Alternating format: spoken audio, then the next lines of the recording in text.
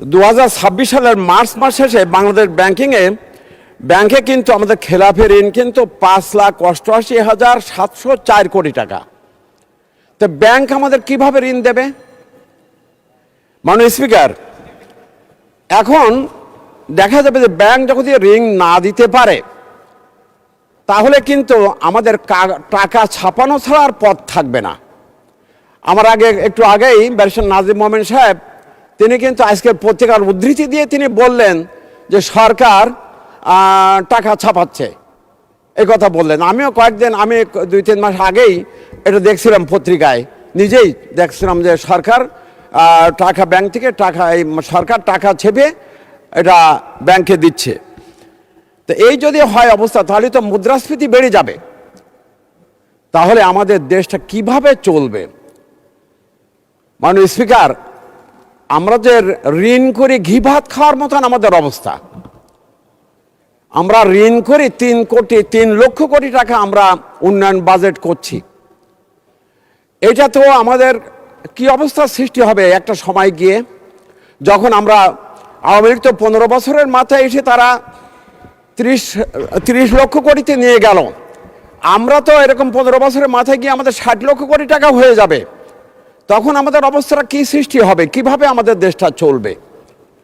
মাননীয় স্পিকার, আমি একটা কথা বলতে চাই, বাংলাদেশের জনগণ কিন্তু কারো খাড়ার মাছ না,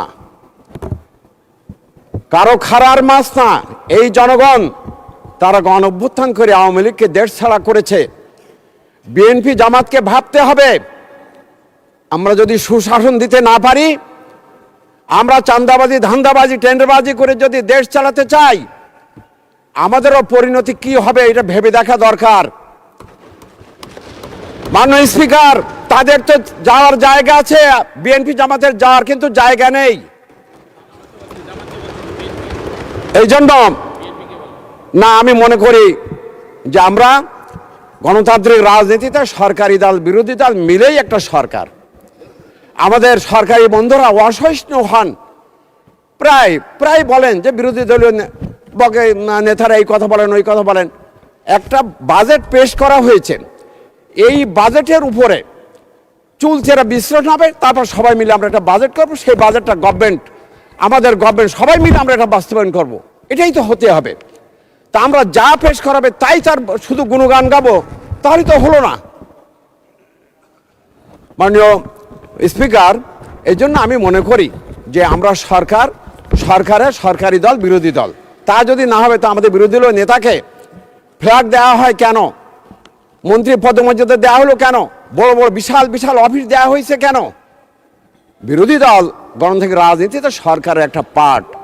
অতএব আমাদেরকে এই সরকারকে সুন্দরভাবে চলতে হবে, দেশের মানুষের চাহিদা মেটাতে হবে, সুশাসন দিতে হবে, দেশের জনগণের ভাগ্য উন্নয়নে আমাদের সেই সংগ্রাম আমাদের রাখতে হবে, এবং দেশের মানুষ যেন খেয়ে পরে বাঁচতে পারে সেই ব্যবস্থা আমাদের করতে হবে।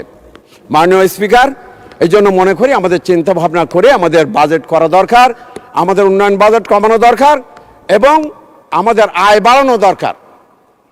আমাদের যে বাজেটটা দিলে আমাদের সবারই আবশ্যকীয় যেগুলো আমাদের দরকার সেগুলো যেন আমরা পূরণ করতে পারি, আবার আয়ও যেন আমরা বাড়াতে পারি। এই ব্যাপারে আমার পরামর্শ হলো এই, যে আমরা যেমন একসঙ্গে মিলে সরকারি দল বিরোধী দল মিলে একটা কমিটি গঠন করে বিদ্যুৎ সমস্যার সমাধান করা হয়েছিল, ঠিক তদ্রূপ আমি মনে করি আগামী বাজেটকে সামনে রেখে সরকারি দল বিরোধী দল মিলে একটা প্রচেষ্টা অব্যাহত রাখা দরকার।